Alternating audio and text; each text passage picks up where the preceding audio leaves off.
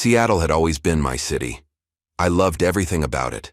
The constant drizzle, the smell of coffee wafting through the streets, the bustling Pike Place Market where I could spend hours wandering.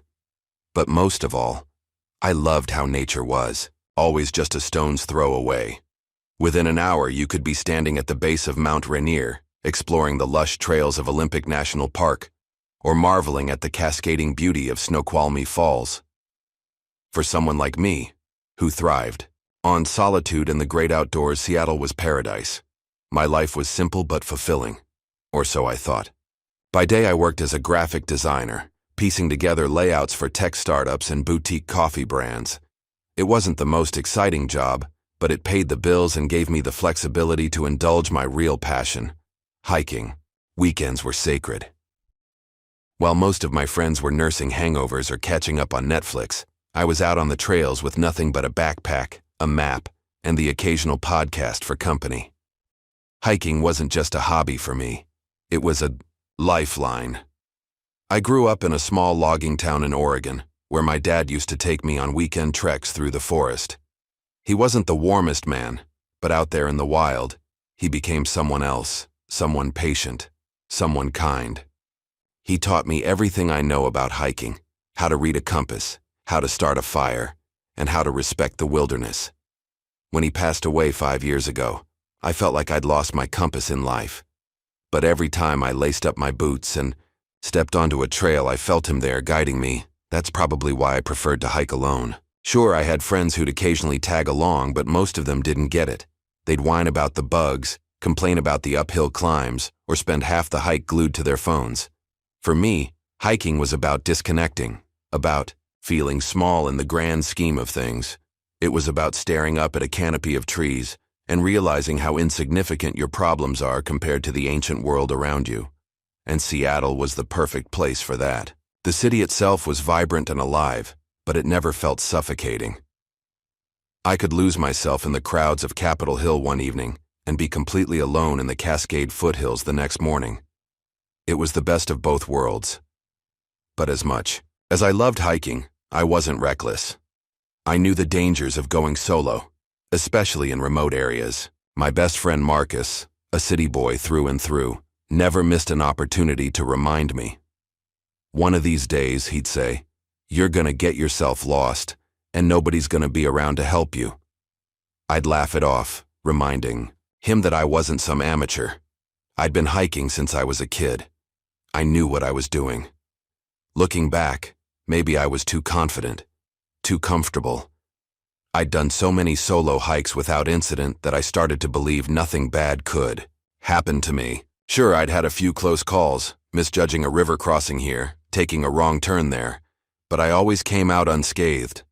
I thought I was untouchable. That illusion shattered on a crisp October afternoon. It had been one of those picture-perfect Seattle days, clear skies, just a hint of chill in the air. The kind of day that made you forget the city was known for its rain. I'd spent the morning working on a client's website and decided to treat myself to a quick hike before sunset. There was a trail I loved about 40 minutes east of the city, near Snoqualmie Pass. It wasn't too challenging, but it offered stunning views of the surrounding peaks and valleys. I'd hiked it dozens of times and knew it like the back of my hand.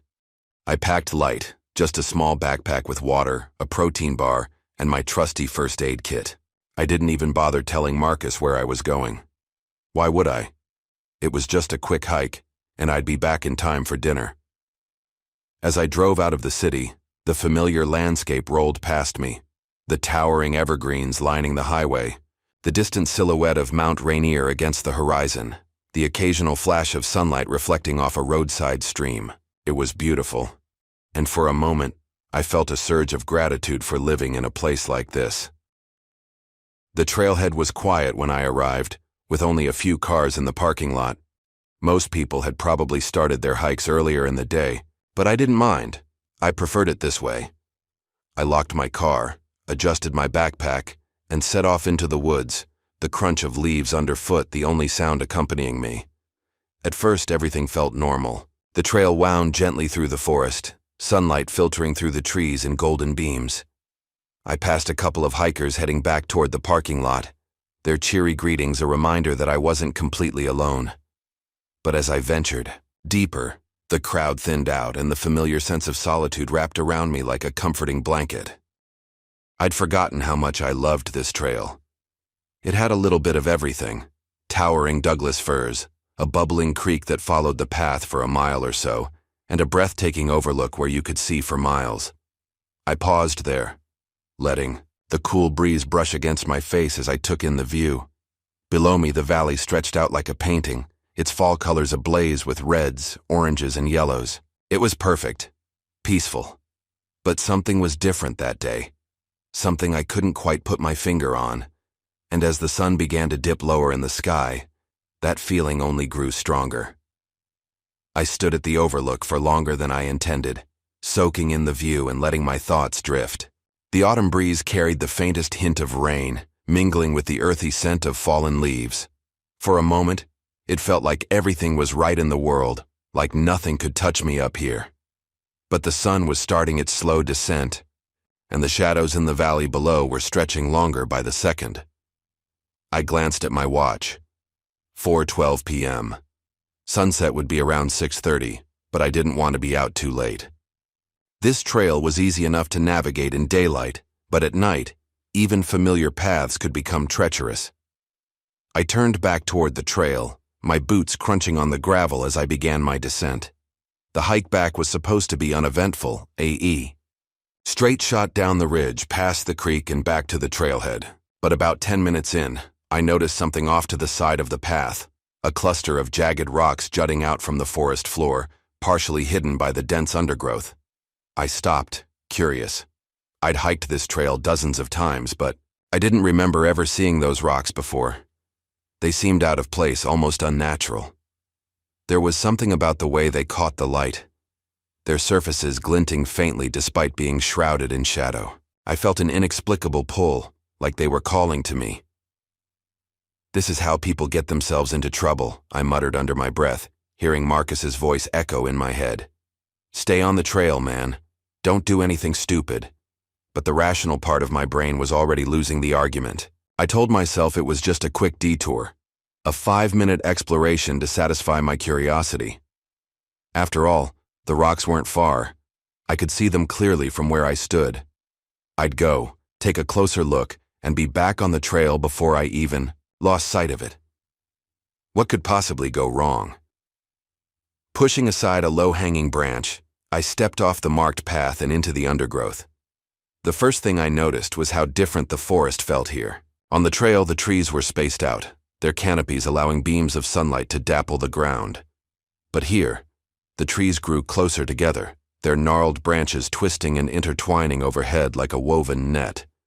The sunlight struggled to penetrate, casting the area in a dim, almost otherworldly gloom. The air was different too, heavier, almost stifling, with a dampness that clung to my skin. And the smells?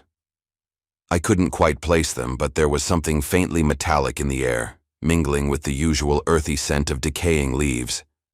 It wasn't exactly unpleasant, but it made me uneasy in a way I couldn't explain. Still, I pressed on. The rocks were only about 50 yards off the trail, and I could already make out their shapes more clearly. Up close, they were even stranger than they'd appeared from a distance. Their surfaces were jagged and uneven, marked, with deep grooves and pits that didn't look like the result of natural erosion. Some of the grooves almost looked deliberate, like they'd been carved by hand. I ran my fingers over the surface of one of the rocks, the texture cold and slightly rough against my skin. There were faint patterns etched into it, swirling lines, and intersecting shapes that reminded me of the petroglyphs I'd seen in history books. But these didn't feel ancient. They felt wrong, like they didn't belong here. A shiver ran down my spine, and I glanced over my shoulder. The trail was still visible through the trees, but it felt farther away than it should have been. The forest seemed quieter now, the usual sounds of chirping birds and rustling leaves replaced by an unsettling silence. I shook off the feeling and reached for my phone, thinking I'd snap a quick photo of the rocks to research later. That's when I made my second mistake. I took another step forward, my foot landing on what I thought was solid ground, But the moment my weight shifted, the earth gave way beneath me. Before I could even process what was happening, I was falling, the world spinning in a blur of green and brown. I tumbled down a steep embankment, branches and rocks tearing at my clothes and skin as I went. The fall felt endless, but it couldn't have lasted more than a few seconds. When I finally came to a stop, I was lying on my back at the bottom of a ravine, gasping for air and trying to make sense of my surroundings. Pain flared in my right ankle, sharp and unrelenting. I tried to move, but the slightest shift sent a jolt of agony shooting up my leg. "Oh God," I groaned, leaning back against a moss-covered rock. "This is bad." I glanced around, trying to get my bearings. The ravine was narrow and steep, its walls covered in slick moss and jagged roots. The canopy above was so dense that it blocked out most of the remaining sunlight, plunging the area into an eerie twilight. My phone had been flung from my hand during the fall and now lay about 15 feet away, its screen flickering faintly in the dim light. I cursed under my breath and took inventory of my situation. My ankle was clearly injured, probably broken. And I was off trail in a part of the forest I didn't recognize. I still had my backpack, but its contents were meager. Half a liter of water, a protein bar, a small first aid kit, and a lighter. Not exactly the survival gear I needed for an overnight stay in the woods. Forcing myself to stay calm, I tried to think logically. First priority, assess the injury. I gingerly removed my boot, biting back a scream as the motion sent a fresh wave of pain through my ankle. The joint was already swelling, and a dark bruise was spreading across the skin. Definitely broken, or at least badly sprained. I took a deep breath and looked up at the steep slope I'd just fallen down. Climbing back up was out of the question, not with my ankle in this condition. That left me with two options: stay put and hope someone found me, or try to crawl back toward the trail and get help. Neither option was appealing. As I sat there weighing my choices, the forest seemed to close in around me. The silence was deafening, broken only by the faint rustle of leaves in the breeze. And then, just as I was about to make a decision, I heard it. A faint clicking sound, coming from somewhere deeper in the ravine. My heart skipped a beat, and I froze, straining to listen. The sound came again, louder this time. A wet, unnatural clicking like someone snapping their tongue against the roof of their mouth. It wasn't an animal, it couldn't be. And just like that, my priorities shifted. Survival was no longer about getting back to the trail. It was about staying alive. The sound came again, closer this time, cutting through the silence like a knife. Click, click, click. It wasn't loud, but it was sharp and deliberate, each click spaced just far enough apart to feel unnatural. My skin prickled, and I turned my head slowly, scanning the darkened ravine for any sign of movement. Nothing. Just the dense shadows of the forest and the faint flicker of my phone screen lying a few yards away. "Keep it together," I muttered, to myself, though my voice sounded hollow and shaky. My ankle throbbed with each heartbeat, a relentless reminder of my vulnerability. I needed to move. I couldn't stay here. The thought of crawling toward my phone filled me with equal parts, dread and determination. I clenched my teeth and started inching forward, dragging myself across the uneven ground with my arms. Each movement sent a fresh surge of pain through my injured ankle, but I forced myself to push through it, focusing on the faint glow of the phone as if it were a beacon of hope. The clicking sound followed me, echoing through the ravine in irregular bursts. It wasn't constant. Sometimes it would stop entirely, leaving me in a silence so heavy I could hear my own ragged breathing. Then it would start again, always from a slightly different direction, as though whatever was making it was circling me, staying just out of sight. I reached my phone at last, collapsing against the ground as I clutched it in my trembling hand. The screen flickered, and the familiar sight of the lock screen should have brought relief, but instead it filled me with dread. There was no signal. Of course there wasn't. I was deep in the woods, far off the trail, surrounded by dense trees and rocky terrain. Even in normal circumstances, service was spotty out here. But the phone was still a lifeline. Its light pushed back the encroaching darkness, and the act of holding it, of having some connection to the outside world, however tenuous, gave me a shred of comfort. I used it to check the time. 5:26 p.m. Less than an hour until sunset. The temperature had already dropped noticeably. My breath came in little white puffs, and the dampness of the ravine made the cold seep into my bones faster than I expected. I knew I wouldn't last long out here, not with my limited supplies and a broken ankle. I needed to come up with a plan, and fast. My first instinct was to build a fire. It wouldn't solve all my problems, but it would provide warmth and hopefully keep whatever was making that noise at bay. I fumbled with my backpack, pulling out the small first aid kit, a protein bar, and finally my lighter. My hands were shaking as I searched the ground for anything that would burn. Dead leaves, dry twigs, scraps of bark. The forest floor was damp, but I managed to find a few pieces of kindling that seemed dry enough to catch. It took several tries, but eventually, the lighter's flame caught on a bundle of leaves, and I coaxed the fire to life. The small circle. A flickering light didn't feel like much, but it was enough to give me a sliver of hope. I fed the fire carefully, using every bit of fuel I could find within arm's reach. The clicking stopped. At first, I thought I'd imagined it. I sat perfectly still, straining to listen, but the sound was gone. The silence that followed was almost worse. It felt unnatural, like the forest itself was holding its breath. And then I heard something else. A soft rustling sound, like dry leaves being disturbed. It came from the edge of the firelight just beyond the glow of the flames. My eyes darted to the source of the noise, and for a moment, I saw nothing. But then, in the shifting shadows, I caught a glimpse of movement. Something was out there. The firelight danced across the ravine walls, casting long, distorted shadows that made it hard to tell what was real and what was a trick of the light. But I could feel it watching me, its presence as tangible as the cold air against my skin. My heart pounded in my chest and every instinct screamed at me to run, but I couldn't. Even if my ankle weren't useless, there was nowhere to go. The rustling grew louder, accompanied by the faintest hint of a smell, a sickly sweet odor, like rotting fruit mixed with something metallic. It turned my stomach, and I covered my mouth with my hand, trying not to gag. And then I saw them. Eyes.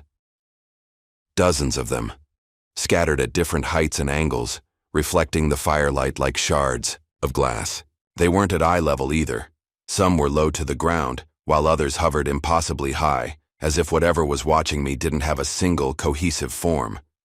The eyes blinked in random patterns, their movements uncoordinated and jerky, and each blink made my stomach lurch. "Stay back," I whispered, though my voice barely carried over the crackle of the fire. I reached for a stick, half burning at one end, and held it out like a weapon. The fire had kept it at bay so far. Maybe it would be enough to keep me safe. But the thing didn't retreat. It stayed just outside the firelight, its shifting form, melting in and out of the shadows like smoke. And then it made a sound, something between a growl and a low, guttural hum. It wasn't loud, but it reverberated through my chest, filling me with a primal fear I hadn't known was possible. The fire crackled, spitting embers into the air, and for a split second, the light flared brighter, illuminating more of the ravine. That's when I saw it. Just a glimpse, but enough to make my blood run cold. The thing wasn't a single creature. It was a mass of shifting shapes and limbs, constantly rearranging itself as though it couldn't decide what it wanted to be. Parts of it looked almost human, a hand here, a face there, but the proportions were all wrong. Everything about it was wrong. I wanted to scream, but the sound caught in my throat. My mind raced, grasping for any explanation. An animal, a hallucination, a trick of the light, but none of them fit. This was something else, something that didn't belong in the world I knew. The creature let out another low, resonant hum, and I realized it wasn't just watching me, it was studying me, testing me, waiting. I gripped the burning stick tighter, my knuckles white, and prayed the fire would hold. The fire flickered as I held the burning stick in front of me like a lifeline. The creature, or creatures, didn't advance, but they didn't retreat either. Those eyes, scattered across their shifting forms, watched me with a focus that felt almost intelligent. It wasn't the dumb curiosity of an animal or the predatory stare of a mountain lion. This was something else, something calculating, The smell grew stronger, a nauseating mix of decay and damp earth that made me want to retch. I tightened my grip on the stick, trying to convince myself it was enough to keep them at bay. Fire had always been humanity's first defense against the dark, right? It had to work.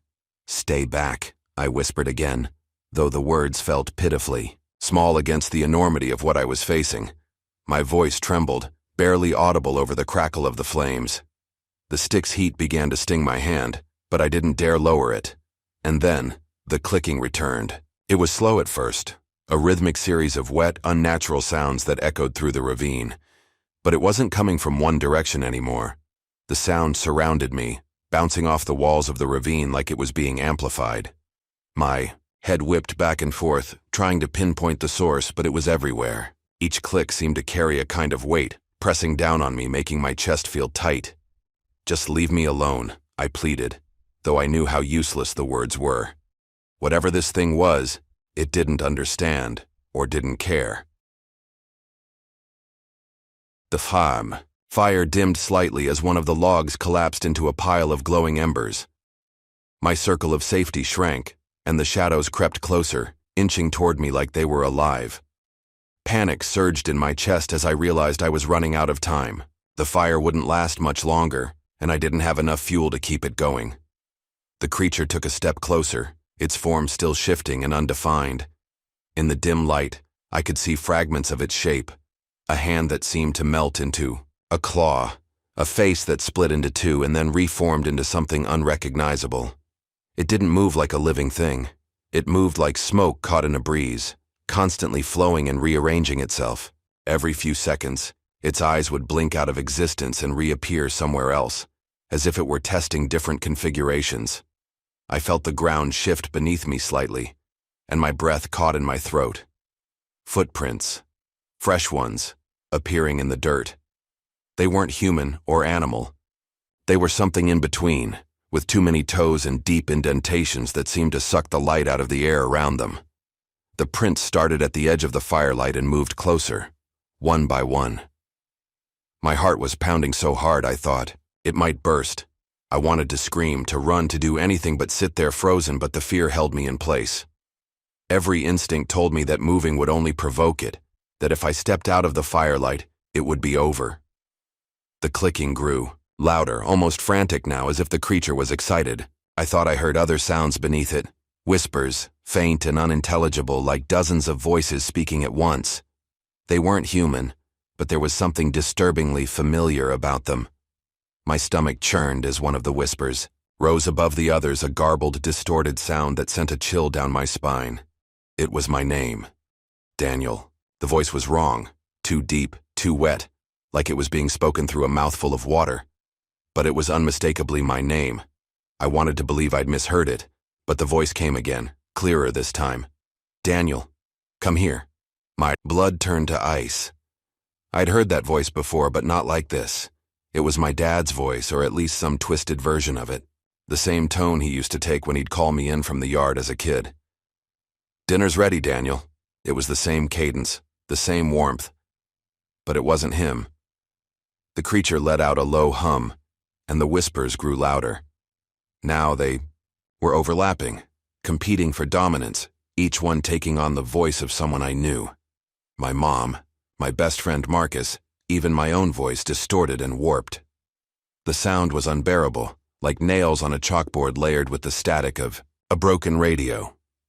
I clapped my hands over my ears, but it didn't help.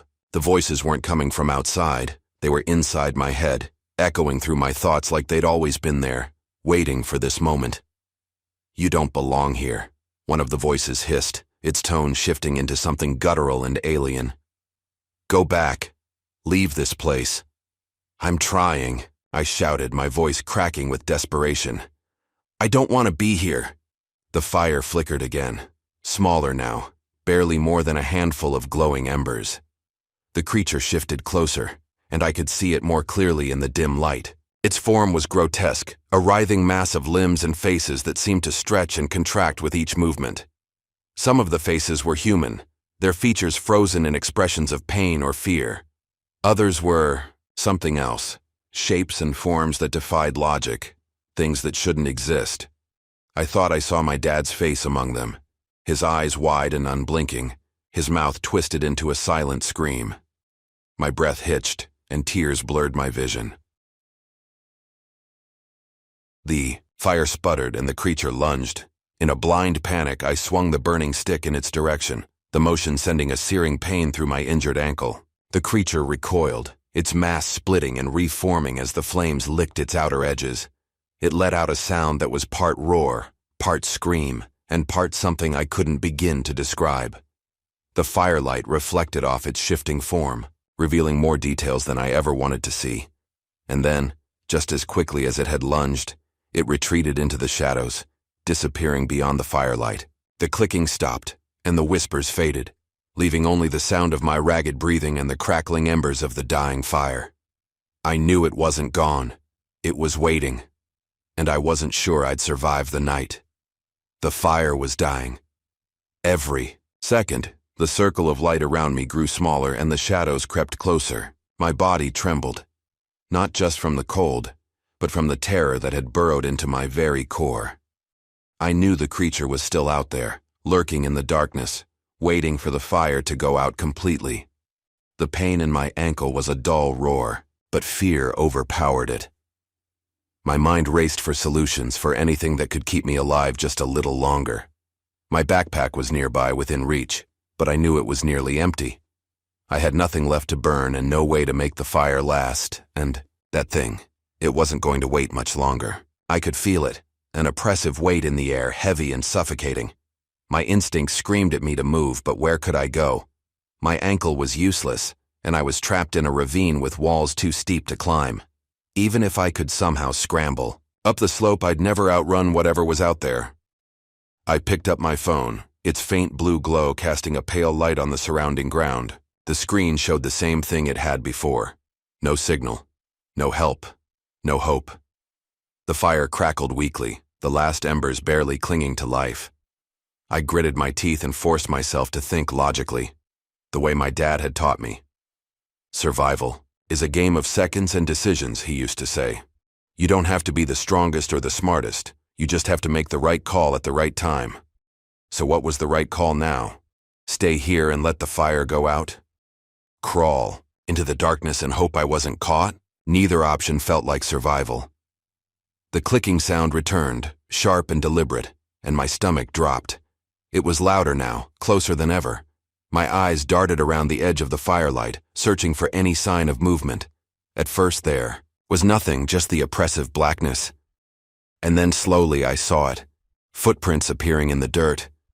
They weren't just footprints, they were growing. Each one was larger than the last, the edges jagged and uneven, like they were being pressed into the ground by something that wasn't fully solid. The prints seemed to pulse with darkness, as if they were draining the light from the air around them.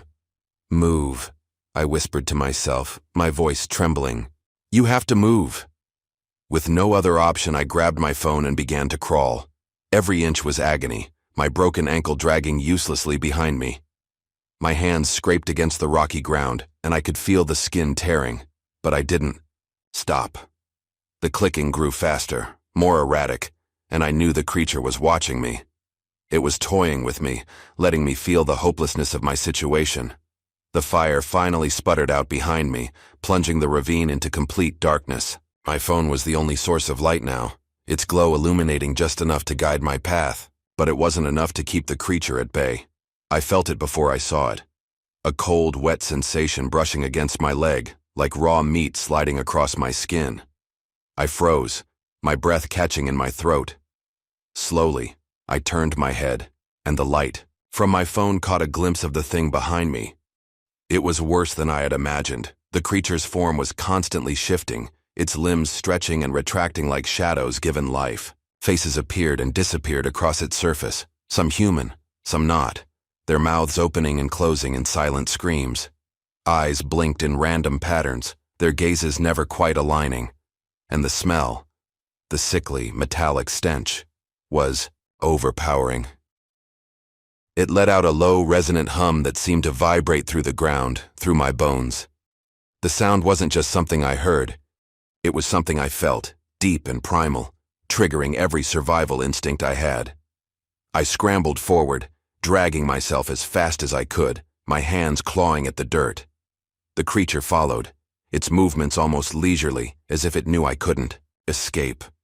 Its clicking grew louder, faster, like it was excited. My phone's glow illuminated a break in the ravine wall ahead, a narrow gap that might lead to higher ground. It was a long shot, but it was the only shot I had. With every ounce of strength I could muster, I pulled myself toward it, ignoring the searing pain in my leg. The gap was smaller than I expected, barely wide enough for me to squeeze through. I shoved my backpack through first, then dragged myself after it, the rough edges of the rock scraping against my arms and shoulders. The clicking was right behind me now, echoing off the walls of the ravine, and I could feel the creature's presence pressing closer. As I reached the other side of the gap, the ground leveled out slightly. I didn't stop to rest. I kept crawling, my body running on pure adrenaline. The air was thinner here, colder, and the forest was eerily silent. I didn't realize I was screaming until I heard my own voice echoing through the trees. Then, suddenly, there were lights. Bright, blinding, lights cutting through the darkness. Voices followed, human voices, shouting and calling out. Rescue workers. I collapsed, my strength finally giving out. My last memory before losing consciousness was of the creature retreating into the shadows, its clicking fading into the distance. Woke up in a hospital bed 3 days later, hooked up to machines and unable to move. My body was battered, my spine damaged in ways that baffled the doctors. They called it a miracle that I was alive at all. The official report said I'd fallen down a ravine during a solo hike, suffering severe injuries. They didn't mention the strange marks on my legs or the fact that my hair had turned completely white overnight. They didn't mention the footprints the rescue team found around my body, prints that didn't match any known animal. I've told my story to a few people, but most don't believe me. Marcus does, though. He visits me every day, sitting quietly in the corner of my hospital room. He doesn't say much, but I can tell he believes me. The nights are the worst. The shadows in the corners of my room feel too deep, too alive. Sometimes, I swear I can hear that clicking sound, faint but unmistakable.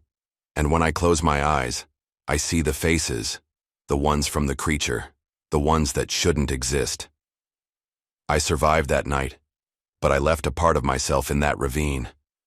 And I know, deep down, that it isn't over, because the thing that hunted me, it let me go. For now. If you want to hear more chilling tales like this, make sure to hit that subscribe button and turn on the notification bell. That way, you won't miss a single story that might keep you up at night.